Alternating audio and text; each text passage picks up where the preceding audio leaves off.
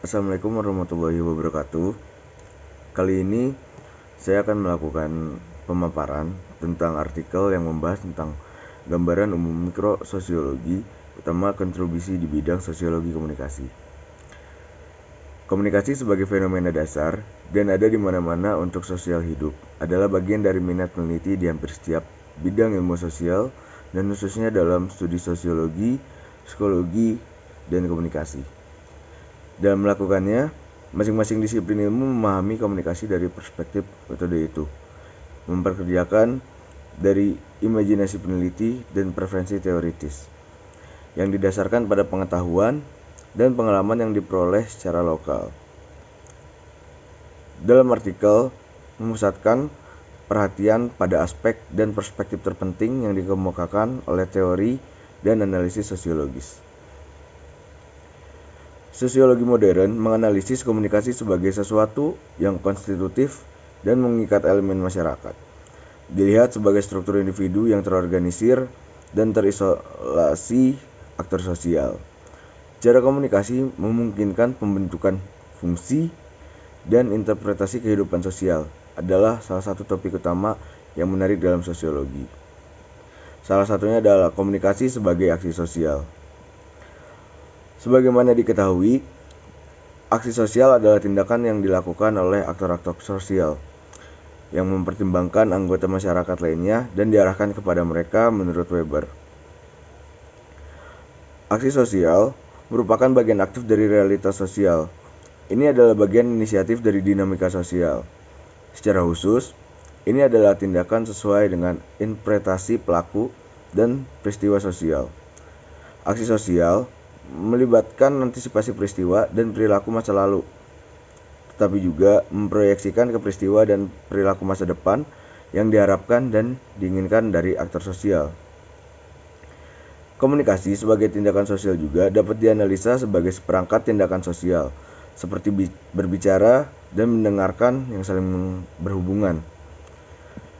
Karena mereka berinteraksi satu sama lain, sejauh aktor sosial berkomunikasi dalam berbicara disinkronkan dan mendengarkan tanggapan dari peserta lain, yaitu aktor sosial yang berkomunikasi satu sama lain secara bersamaan, baik pembicara maupun pendengar.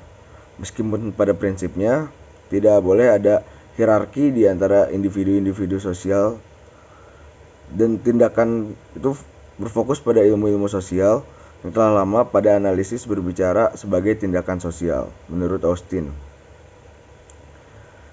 Dalam banyak hal, melalui kompleksitas masalah dalam situasi interaksi, peran aktivitas bahasa, atau hubungan antara konteks tindakan dan konteks sosial harus merelatifkan beberapa hal biasa yang sering disebut tentang komunikasi.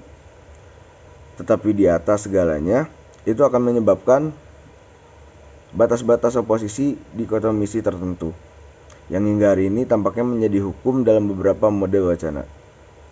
Dan pada akhirnya, pilihan untuk menulis ulang sosiologis penelitian dalam tradisi Max Weber, sosiologi komprehensif, tidak berpengaruh pada kemunduran penelitian sosiologi pada fenomenal mikrososial, yang akan meninggalkannya dari semua diskusi sosial.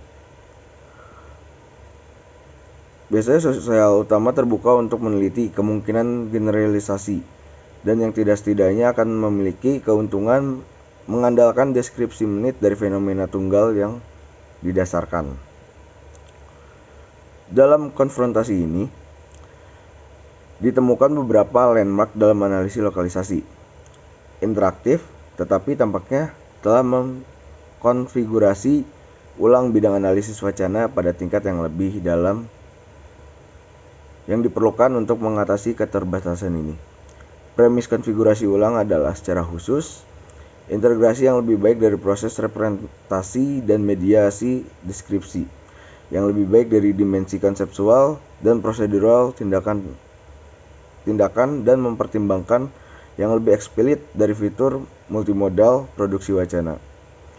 Ini semua adalah tantangan bagi masa depan suatu disiplin, dengan kondisi yang pada akhirnya membentuk metodologi dan epistemologi dari sebuah teori komunikasi yang harusnya mematuhi untuk membuat konsep secara efektif menangani hubungan antara tindakan, kata-kata, dan komunikasi.